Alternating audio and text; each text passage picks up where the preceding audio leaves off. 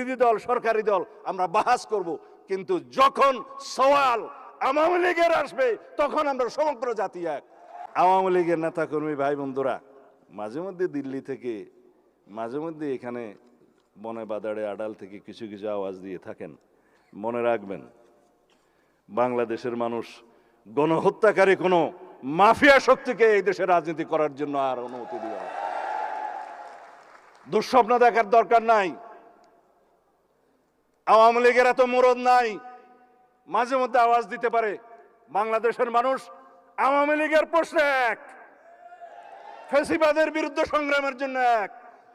আমরা এই হাউজে পরস্পর তর্ক করব, বিতর্ক করব, জাতীয় সংসদে বিরোধী দল সরকারি দল আমরা বাহাস করব, কিন্তু যখন সওয়াল আওয়ামী লীগের আসবে তখন আমরা সমগ্র জাতি এক। আমরা ঐক্যবদ্ধ থাকব ফ্যাসিবাদের বিরুদ্ধে।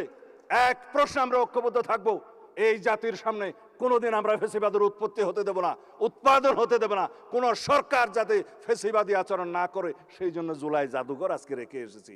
ওখানে যেয়ে দেখে আসবেন, সবক নিয়ে আসতে হবে সমস্ত সরকারকে, যাতে কোনো সরকার ফ্যাসিবাদী আচরণ না করে। সেই জন্য ওইটা আমরা জীবন্ত জাদুঘর হিসেবে রেখে দেব। ধন্যবাদ আপনাদের সবাইকে।